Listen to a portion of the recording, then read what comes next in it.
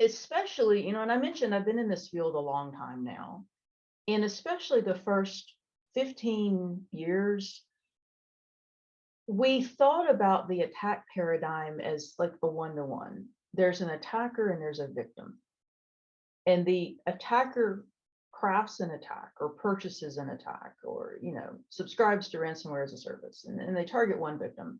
And they're either successful or they're not. We definitely have seen that paradigm turned on its head now. And arguably within nation state attacks for years, there has been a one-to-many paradigm going on, but we're now seeing that in regular e-crime and non-nation state activity. SolarWinds, I think, really put it in lights for everyone to see that the attackers got more efficient. They looked at the one-to-one and thought, you know what? Because, fundamentally, these are smart people. I just believe they're working on the wrong side of the fence.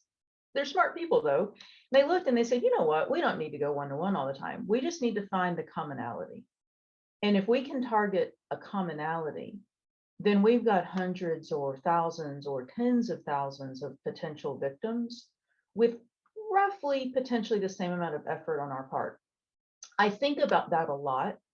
And I think that's important to cyber organizations, not only because we're thinking about how does that make us think differently about our heat maps or think differently about our strategies and our investments, but it should also make anyone think about, what does my company do?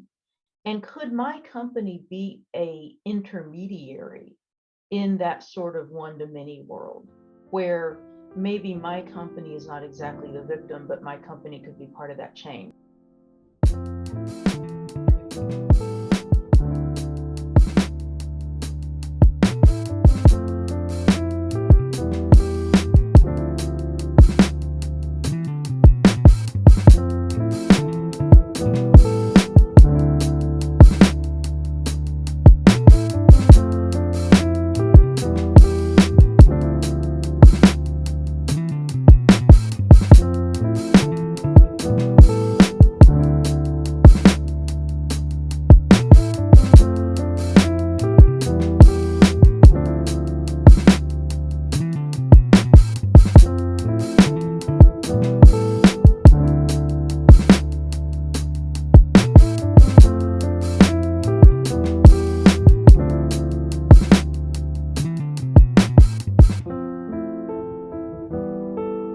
Hey, what's going down, everyone? This is Dr. Erik Huffman from the Mic Club, and I have the absolute honor and privilege to be accompanied by probably one of the most influential cyber professionals in the world, to be honest and humbly, the CISO of HP, Joanna Burkey.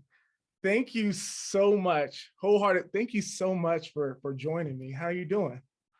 Thanks, Doc Erik. Wow, that's an intro. I hope I live up to it. I think I'm gonna keep that in front of me when I'm feeling down the next few days. I love that you invited me. I'm happy to be here. I like what you're doing and looking forward to having a conversation with you today. Thank you so much. It's honestly, it's an honor and it's a privilege. So to start, being the CISO of HP is, to put it bluntly, it's probably a lot of people's dream job. And I know there's no straight path to becoming a CISO, period. But I'm curious about your path. How did Joanna rise to be the CISO of HP? What was that journey like for you? It was, the short answer, Erik, is it was a very non-linear journey. I didn't actually plan it this way. And I think really part of that is a factor of my age. I'm not retirement age yet, but not fresh out of university. You can tell from the white hair. And especially back when I kind of fell into security right after university, which was in the late 90s, cybersecurity, unless you were in the military, it was not really a discipline yet. It certainly was a topic, but not nearly as broad as it is today. I was very fortunate, though. I fell into working in cyber because I was a software engineer. And very early in my career, I took a job at a startup that was focusing on inline network security products. So I've actually been in cyber for the 25 years since. However, the variety of roles I've held has been incredibly broad. And it really was not any grand design or grand plan. I realized about myself pretty early in my career that I do love to learn. And I love to learn different things and get exposure to different things.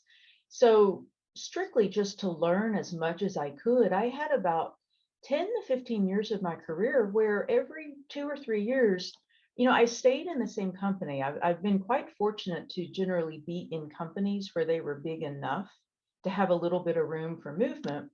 And I knew enough people that I could talk them into giving me a chance in a new space. So over a period of time, I spent time in, management of various roles, but then in product strategy, in product management, in security evangelism. And, as I said at the time, there was no grand plan to it. But when I turned around one day, I realized I have this really broad set of experience. And that's great. Some people may say I know enough to be dangerous, but having worked in the topic, but in a variety of roles, it really gave me a different path to CISO than a lot of people who, kind of started in the practitioner space or maybe even started in the IT space and grew up through there. I really came in from the product side. I think that has really, it's been a boon to me personally because it gives me different perspective. But I think it's also a boon in that my path certainly shows there is no one path. And I see more and more people now that don't have one single path to this seat. And I think that's great because the more different points of view and backgrounds we bring into this, the more resilience we bring into it. Oh, I agree with that. It's interesting because that path to CISO, I've heard a lot of different ways because it's clear there is no path. If you speak to enough, it's from the product side, I haven't quite heard that, but I think that's interesting because you're able to see the business side of it and what's the outcome? What's the company attempting to do? Being much like myself, I'll call myself out on this, being strictly from IT to cyber, you see the problem, you see the security side of it, you only see the security side of it. And you're so laser focused that many others miss the business aspect of, hey, we have a business, and if your security plan includes slowing down or stopping business, it's probably not going to work out. I think that is a really profound point, and I agree with it completely. I have found myself in a lot of conversations, especially, in a company as big as HP, there are still days where I'm meeting new people and people out in the various business units, and I need to establish a connection with them. It's really helpful in establishing that connection to connect on the fact that, hey, I've been in the product business. We can speak the same language. I do understand somewhat of where you're coming from. And it really does help, I think, break down that potential silo of I'm the CISO and I'm here to be the traffic cop and you're in the business and therefore you must not be doing the right thing. I think that's a really harmful mentality. And that ability for us to connect, even if I didn't have that product background, we could find other things to connect on. But it helps me a lot working with the businesses that I am able to remember how it is to be there and fundamentally remind myself, we in cyber practices, we aren't doing this because cyber is the end goal. We're doing it because doing the right thing for the company is the end goal. And that means the right thing for the customers and the right thing for the employees and the right thing for the shareholders. That, I believe, is something that you can connect on no matter where you sit. And that background definitely helped me realize that a little bit more. Yeah, that being in a large organization, I know HP is absolutely massive, probably much more so than I could even think of at this moment in time. knowing that HP is fast moving and HP has a ton of competitors as well.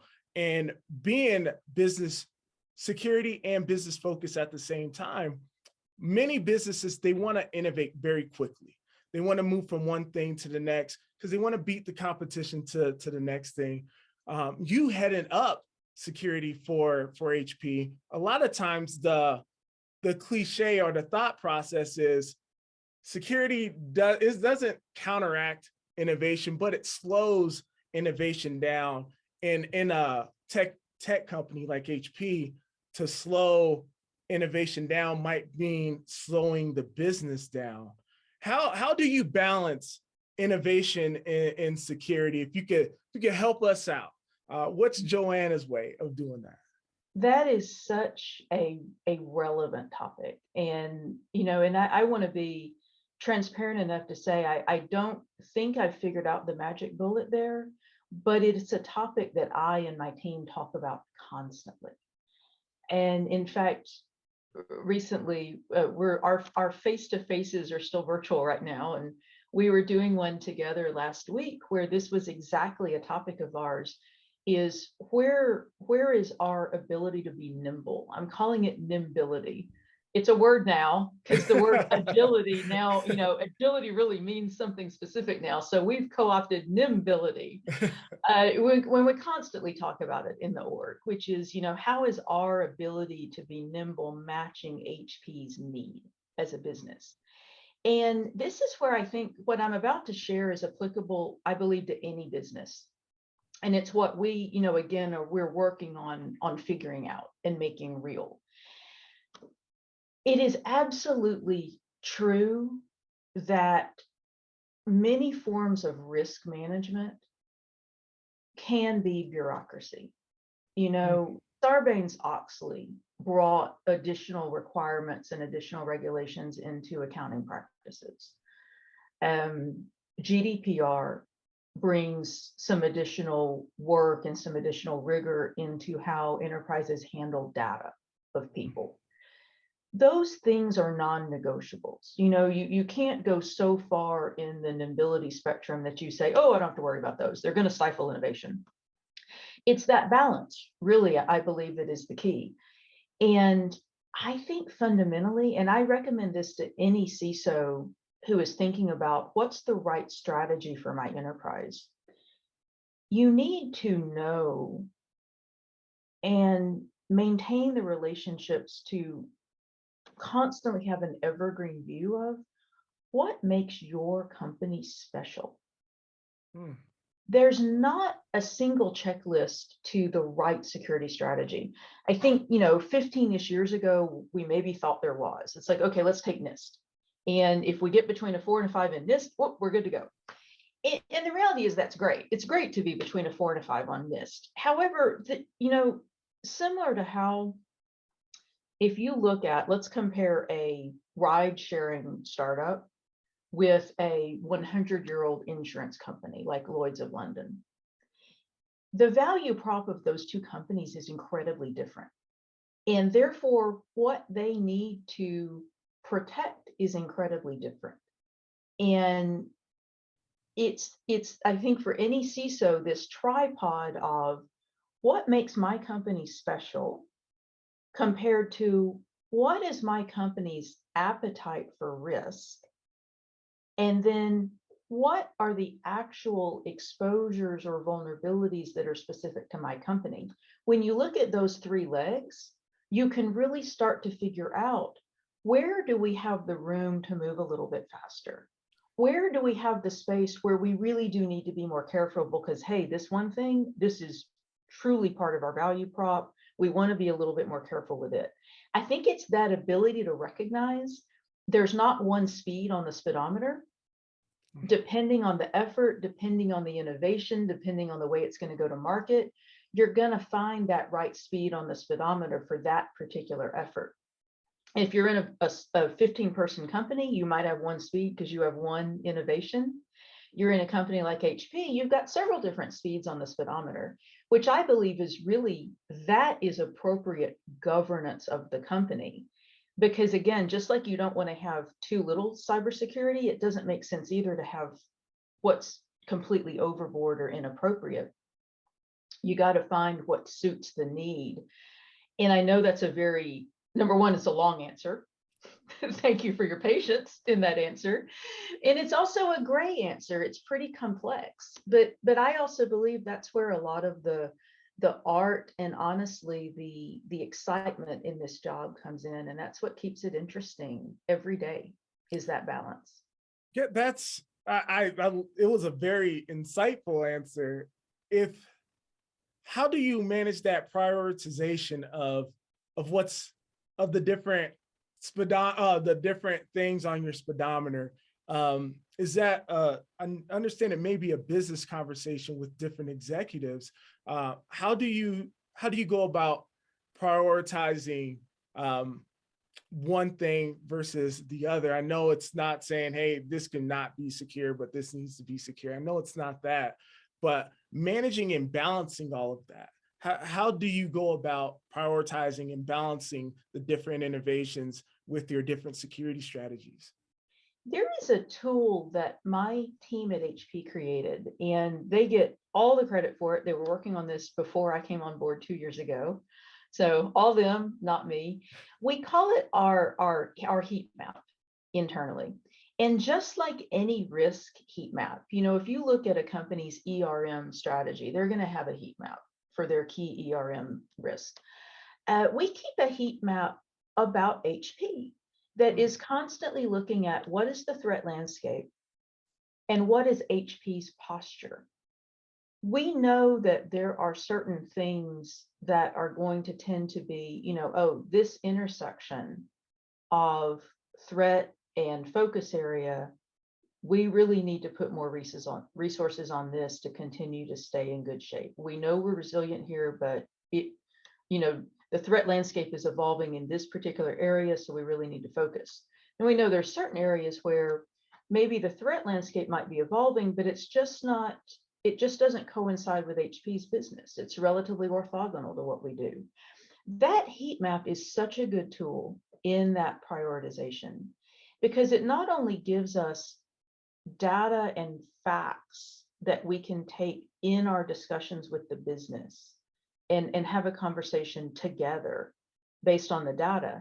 It also gives me as a CISO a way to look at and prioritize investment and what am I going to ask for every year. We know, all of us that are in cyber, that you're never going to boil that entire ocean. So the ability to constantly know what you need to invest in, be able to articulate why, and then show the data behind it, such a valuable tool. And an example here, it's no surprise to anybody that we are in a threat landscape right now where identity and authentication are constantly under attack. Really, that as a vector has grown over the last couple of years.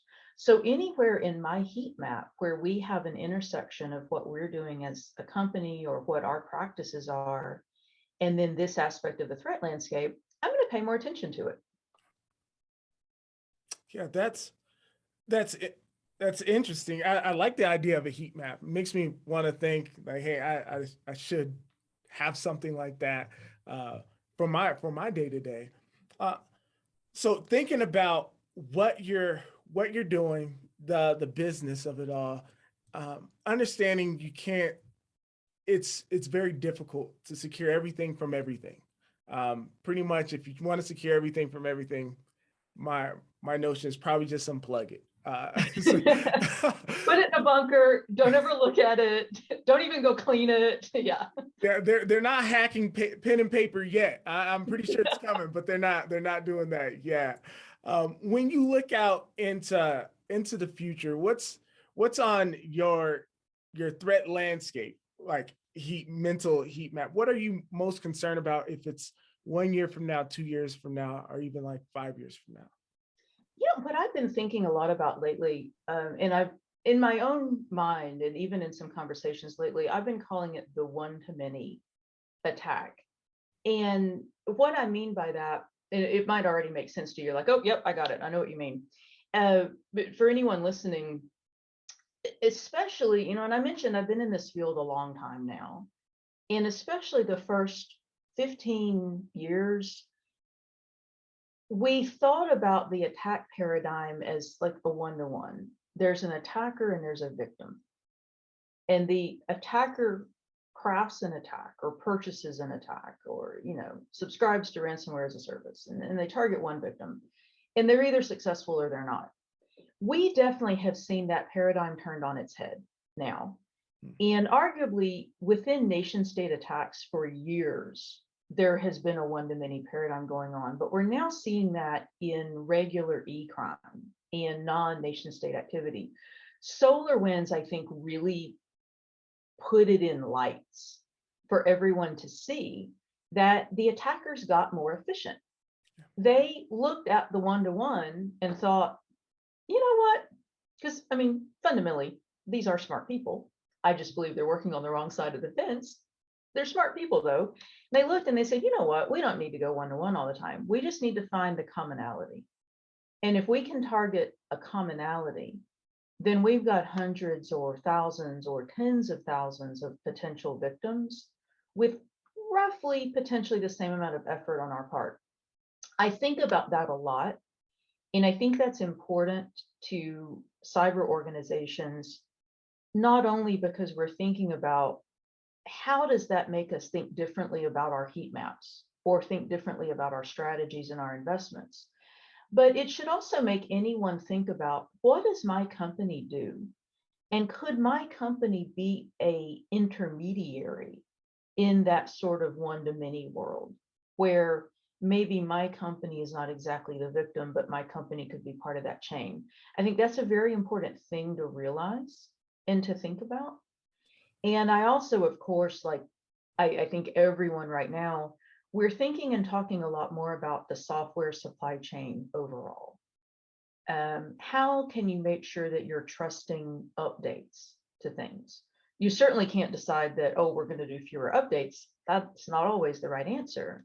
But, recognizing that just like the physical supply chain, software has a birth and a grave. And in that whole spectrum, you've got various partners, you have various connecting points, you have, all sorts of areas that introduce complexity. The software supply chain in certain spaces right now can be incredibly complex. And we know complexity can breed brittleness, and complexity is also actively under attack. So looking forward in the next couple of years, I really think about, how does that one-to-many paradigm shape what we think?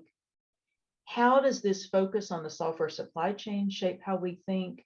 And of course, I mentioned this one a while ago, constantly thinking about identity and authentication. I don't think we're not quite there yet, where you can turn around and spoof someone else's face. But as technology gets better, identity is easier to compromise. And it's Yeah. for sure something we're all thinking about. Definitely. I like the thought of the one-to-many attack, because I think that comes from inherent risk that many organizations take on when they purchase something new. For example, you purchase software for company A. However, when you purchase that software from company A, you're also inheriting some of the risk from their third parties. So you have like fourth parties and fifth parties. And if one in that virtual kind of software supply chain-ish has a problem, you may inherently have a problem because of this software package they chose to use to embed within their own software package, and you purchase the whole thing. So you're inheriting a few other risks that you may not even think of. And I think what we've seen in the SolarWinds attack was many people were like, hey, I didn't know that was a problem. So he had third parties and fourth parties running into problems, much like Log4j. Many people are like, who's J? And what are they logging? And why do I have a problem? I didn't buy Log4j. But yes, you did. Yes, you did from you purchased this, which was using Log4j. And so now you have Log4j, and say hello to Jay. That's a perfect example of that complexity. And I'm old enough to remember when I learned how to program, there was not nearly as much reuse of code. Like so many times I sat down to either do a project in university or actually do a project for my employer where I started with a blank file and I wrote my own make file.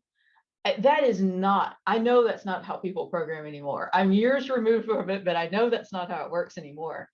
And while our component-based world has led to incredible flexibility and nimbility, it's led to exactly what you're talking about. And I'm very interested to see where this SBOM conversation goes, because I do think it's important.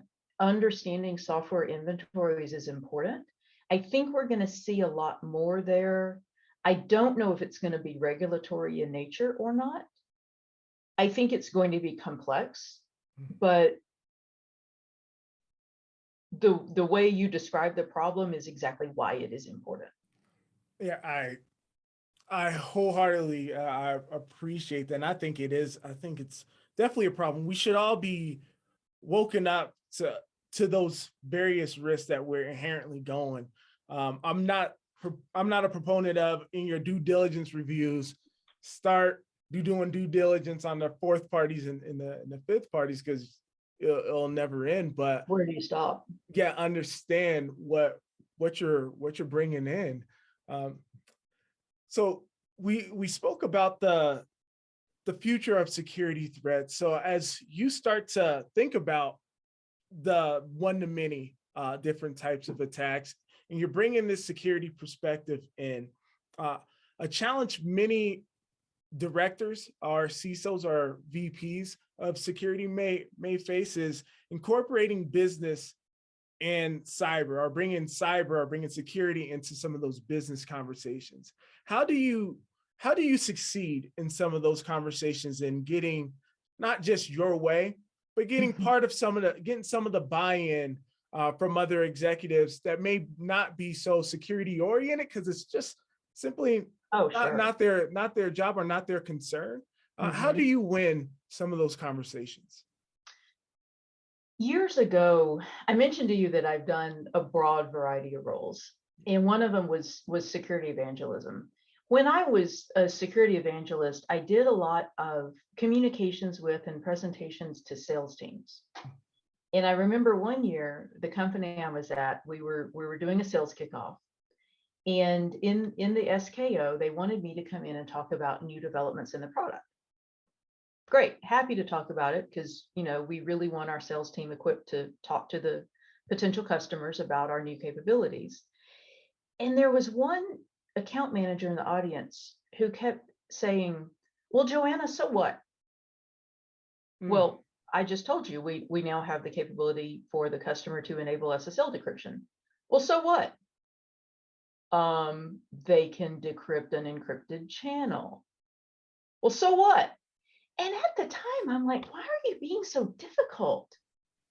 And after the meeting, I realized he might have been being difficult, but he was right on point with, what does that matter?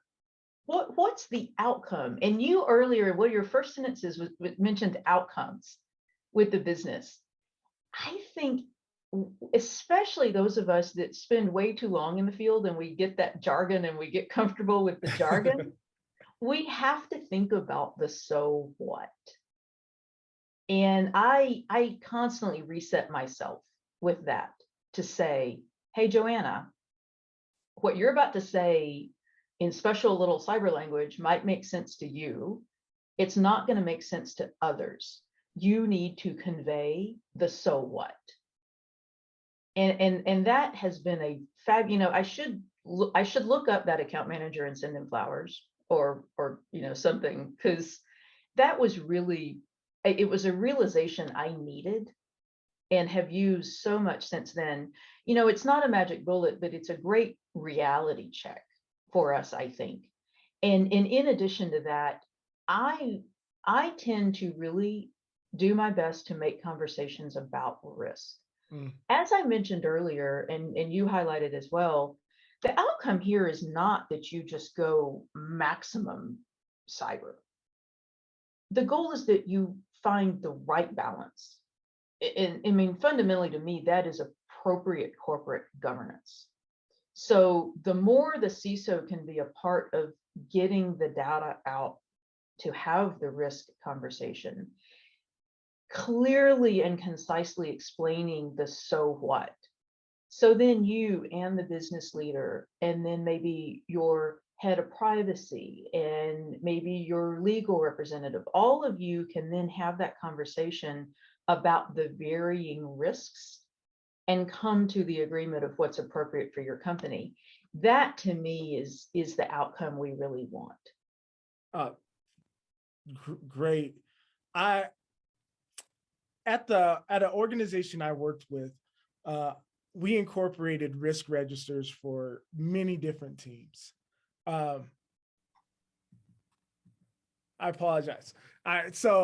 We incorporated risk registers for many different teams, and with these risk registers, we based it off of probability and consequence. Just to put it in perspective. And when we started thinking about what we were attempting to do from a security side, we had a way to quantify. We like, hey, it's 100 or it's a 75, because you can't do everything, but we need to know what we are going to prioritize from a risk perspective. And I found that helped me as well, to talk risk.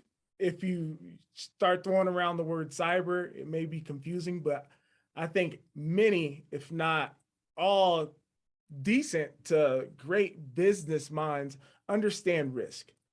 So when you put it in if you reframe the conversation in risk, you may win a lot more of those conversations rather than, hey, we got this log for J thing, and they're like, I don't know what that is. You got it? All right, cool. And they just walk away. But if you put it in concepts of risk and the probability of that happening and the consequence, like it's going to be really bad and it's going to happen. This is our risk score for it. It's helped me win some of those conversations. I'm fully with you. And it not only, I think, helps get to the right outcome, but it also unites the decision makers around why they made a certain decision. And later on, if you need to go back and revisit that, you at least have had the conversation. You know the data, you know why you did what you did, which is a huge tool, I think. Oh, most definitely. So being the Mic Club, minorities in cyber, just not just minorities, women as well. There's not enough women in this industry, and I say that as a male because if this is a male dominated industry, we've had our shot. And you look where we are now. we had our chance, and we had an extended amount of time, way too long. In HP recently, they came out with a report for International Women's Day, and a part of that report, which was absolutely fantastic, by the way. And I'm not saying that because you're in front of me. I'm saying it because I read it, and I actually enjoyed it. Just really enjoyed it a lot. Very insightful. And one of the titles, and I wanna read it, just make sure I get it right, is women's ambition remains, but more men than women are getting promoted. And I think it might be I would say systemic. Every organization's different, but it may be systemic in some organizations much more so than others. But what are your thoughts on this? Because if women's ambition remains, like, women want to move up, they want to grow, but men are still getting still getting promoted more. What are your thoughts on that? And I think, what I really like about what you're doing and what attracted me to your podcast is, the Mike value prop, which is we're talking about various types of currently minorities in cyber, hopefully not minorities in cyber forever, because this is important to me for two reasons. And I'm prefacing my answer with this because it's really going to feed into the way I'm going to answer you. Personally, I believe that efforts around greater diversity and inclusion are a moral imperative. I recognize not everyone is going to feel that way, and that is fine. And I believe there is a second equally compelling reason that this is important, and it is greater resiliency. Any risk management function needs to think in a resilient way, because this cyber is not all about prevention. I think we've finally recognized that. It's not all about thicker and higher walls and do everything you can to keep them out. It's about resiliency. And any group that has a diversity of thought and backgrounds and ideas and methodologies is going to be more resilient. And that is what I think representation brings to the table. You know, even though I laughed at your humorous way to describe the field, I wouldn't want an organization that's all women either, because you're losing some good point of view there. But of course, when you look at the current statistics, we've got a long way to go in cyber, not only for women, but for other types of minorities in the field. That includes, you know, Black people, it includes non-traditionally degreed folks, you know, people that are mid to late in their career. Every type of current minority really has a lot to bring to the table on this topic. I also really enjoyed the report that HP just released, and some of the findings in there. They match what I've observed, not only working for a Fortune 100, but having been at multiple global multinationals and also being an independent director of a company. I have seen these findings play out in reality. Where I worry a little bit now, because of the exodus of women during the pandemic, I worry a bit that there might be a bit of regression in thought, to think, wow, we saw a lot of women leave during the pandemic because, you know, they do carry more of a burden of taking care of the family. They do generally do more at home. So we really need to take that into account going forward. And maybe we really need to think about that when we're, you know, looking at women now going forward. I think that's a very damaging way to think. And I loved how the report made that point of women's ambition has not changed. Their circumstances might have put certain demands on them, but it hasn't impacted ambition. And I have seen also in the report, we mentioned several women said one reason their ambition hasn't dimmed is that they have taken on more during the pandemic, and they're now doing more for their employer. We have seen, and I've seen multiple additional reports in addition to HP's, to say women leaders especially are doing more during the pandemic. They are checking in more on employees' mental health. They are asking more about, you know, how are you? What do you need? Do you need to have dinner delivered to your house because your spouse is sick? I don't have the training and knowledge to tell you the why on that, but we know that it is. And I was really thankful to have the opportunity to come back to HP. I was at HP years and years ago, and I came back. And one of the reasons is I really do admire and respect what our leadership does from a social standpoint. And especially the commitment we've made to advancing women and advancing minorities in the company. We made a commitment last year to get to 50-50 gender split in leadership by 2030, not only in the US, but globally. I love that. You know, we may hit it or we may not, but if you don't have big aspirations, you're certainly not going to get there. And I have seen already the efforts that are bearing fruit in the company. These efforts to give people tools that they need. The pandemic drove at HP certain things like setting up homework clubs for kids, connecting people with tutoring resources, working with people to get them equipment that they needed at home. These things are not all going to go away now that the pandemic is becoming endemic. I think the pandemic went on long enough that some of these things are becoming baked into how we work, which I think is a great progression. and a way to tackle this.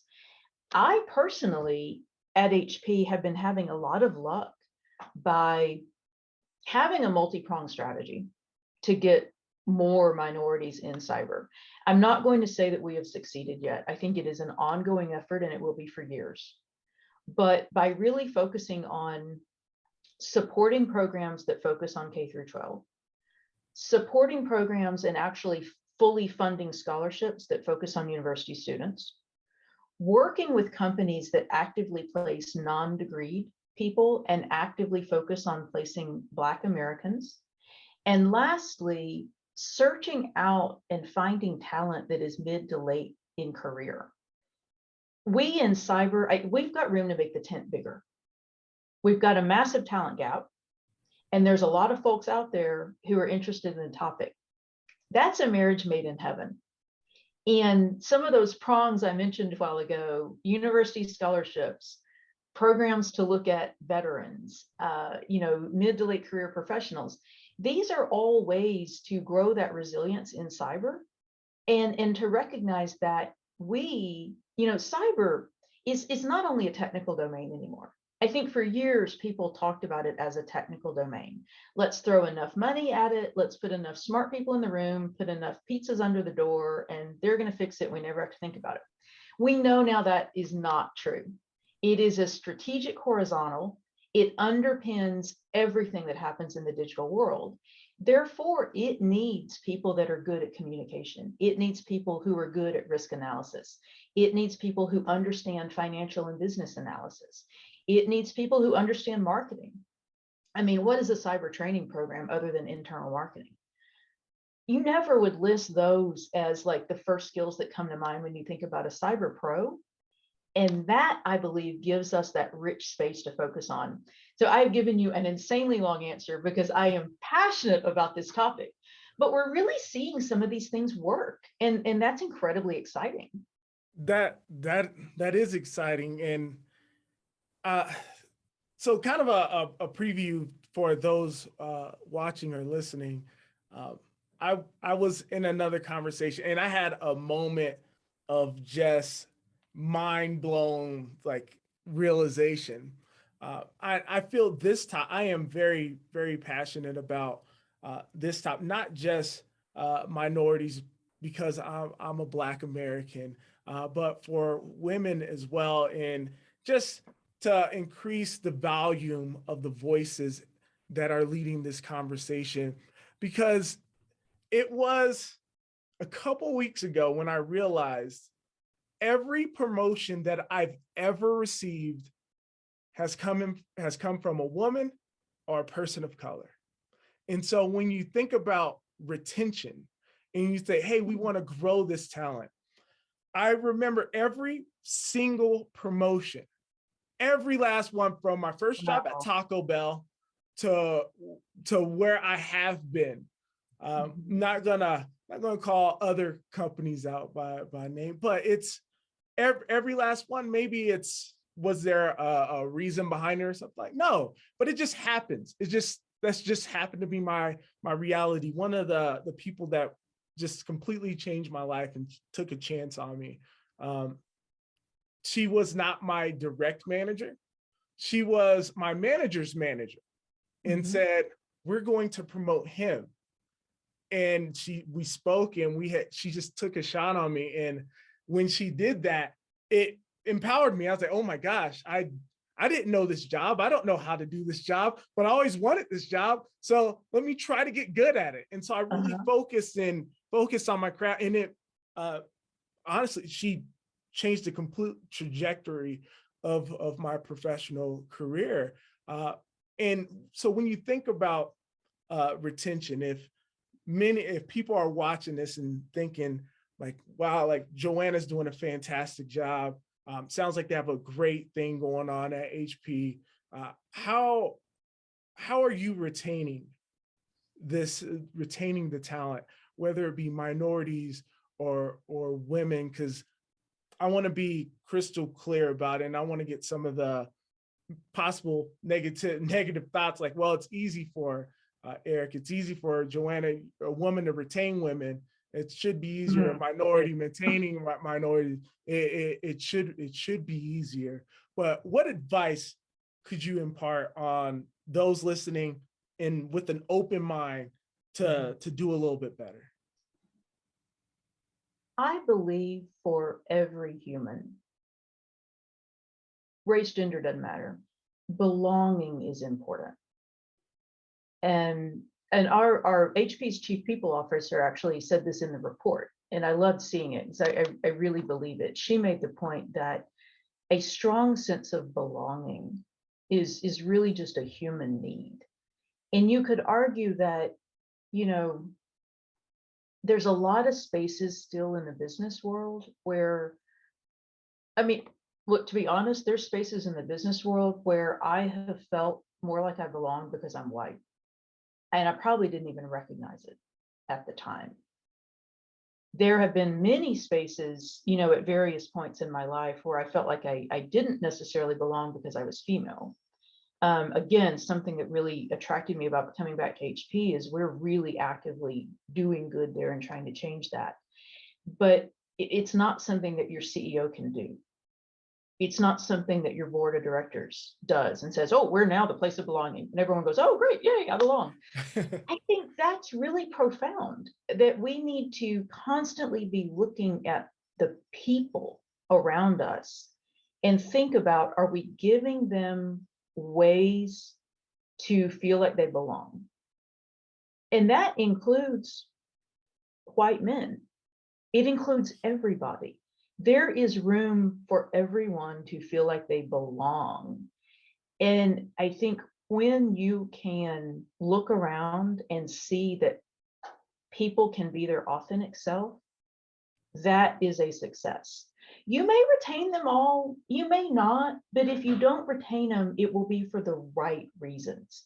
Maybe you equipped them so well they can go take an amazingly fabulous job at another company. I think you can only celebrate that, right? What we don't want to do is lose people because they don't belong. And that, I think, is a great filter to look at the world through, because all of us, you don't need to be a manager. All of us have a role in creating a space where those around us can belong. Uh, Absolutely love it. That hits the heart, because there are times where you feel like you belong. There's times where you don't.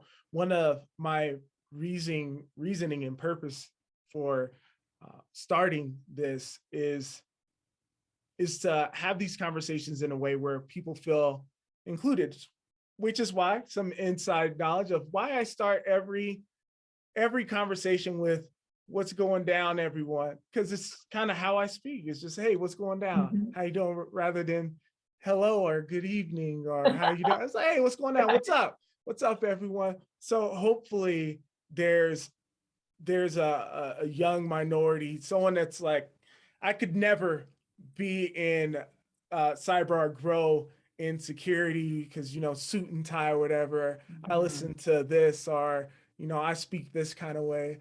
Like, well, I'm not the most influential professional ever, uh, but I feel like I'm doing okay. And I say, what's up? And Mhm. I'm my authentic self in every single room that I walk in.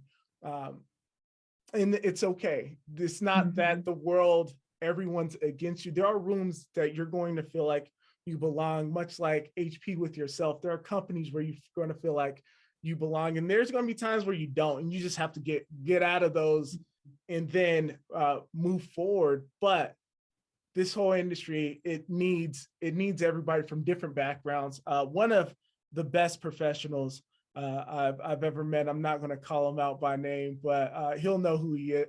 He's a musician, and his thought process around looking at different technical problems, mind blowing. Absolutely love it. Absolutely love him, because Interesting. his background, and he listens to music.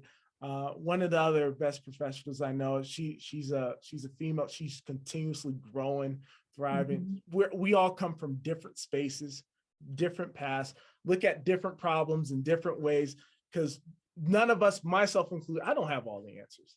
I don't Right. even have close to all the answers. But collectively, we won't have all the answers, but we'll have more answers than we We'll do have more. We definitely, on that sum silos. is greater. Yeah. And I love your intro. And I wish, a question that I get a lot is, either what would you tell your younger self, or what would you have wanted someone to tell you? Even though, I am white, clearly I have been my whole career. I wish I had seen people like myself, not only my gender, but I wish I had seen leaders who weren't afraid to get a little bit emotional. You kind of have this idea, at least I feel like as a female, you can get this idea hammered into you that to give into emotion is to be weak. I do not believe that, not anymore. And I did believe it early in my career. And I wish I had seen leaders who weren't afraid to admit their own struggles, weren't afraid to talk about the fact that, hey, everybody, I'm going to be leaving at 3 o'clock today because my dog's sick and I love my dog and my dog is more important than y'all are today. I wish I'd seen that. I wish I'd seen people starting, we didn't have podcasts back then, but, maybe starting a segment on CNBC with what's going down, right? And we can now do that for others. We can at least model those activities that can foster that belonging, because we're modeling not just one vision of what a leader has to look like, or only one vision of what a cyber pro has to look like. That's fantastic. I wish I agree with the emotional part of that, because it's something that I'm learning, that it's okay to be sad. It's okay to show a little bit of emotion, because there's a difference. There was a time I was talking to an executive, and when I get excited, or if I'm telling a story, I speak with my hands. You all see me doing now. I speak with my hands. I raise my voice a little bit, and about, not even exaggerating, about 6 times, he told me, he's like, Eric, calm down. You don't need to be mad. I'm like, I'm not mad. I'm telling you this excited because I did this and I did this, and it's just like, hey, no. And I'm like, why is this scaring you? But it shouldn't be, because I'm honestly just excited. Anytime I'm like, hey, I'm speaking with my hands up, I'm doing this. If I laugh, I start clapping. It's just kind of how I was raised and how my family is, and I love that part of me. I love the emotional part of me. I love the part that gets a little frustrated because I care. You care, exactly. Because I care. Well, thank you so much for being here, Joanna. Is there anything we haven't touched on? Something you wanna leave us with? I'm going to leave with one thing, and it may sound totally orthogonal to what we've been talking about, but I think it underpins what we're talking about. Everyone in the business world is talking about ESG right now. And at least in the world I see and the articles I read, it's often about, and it should be, environmental sustainability, other types of sustainability. That is extremely important. But we in cyber, I think, have an opportunity with this focus on ESG to highlight that G means good governance. And everything we're doing here, diversity initiatives, developing resilient cyber programs, talking with each other to constantly learn and come up with that sum that's greater than the whole, that's all about good governance. And I think if we kind of take that and run with it and use this focus on ESG to highlight, hey, there's a big piece of ESG that's about all these things that we've been talking about for a while, I think it'll help us as an industry with literally everything you and I talked about today. So that's just kind of, it's in my brain a little bit these days. I don't exactly know the so what out of that yet, but I'm working on it. Well, thank you so much for sharing. And for everyone, thank you all for listening. Down below, there is the comment section. When we talk about diversity, we spoke about diversity of thought. So I encourage you all to start a conversation, keep the conversation going below. Iron sharpens iron. We're better together. So the things you agree with, if there's something you disagree with, obviously respectfully state why, because you have one absolutely amazing professional in Joanna, and you have one that's trying to get good in me, and we're sharing our thoughts, and we would love to read some of yours. And as always, if you're a technical professional or if you're an executive, take a part of this conversation that resonated with you to work and continue the conversation there. Because if the conversation just dies with other professionals, listen to other professionals, and they say nothing about it, we're doing a lot of preaching to the choir, and we need to get our word out to many more people listening. And so, as always, I appreciate you all. Much love. This is Dr. Erik Huffman from the Mic Club. I'll see you all on the next episode. Peace.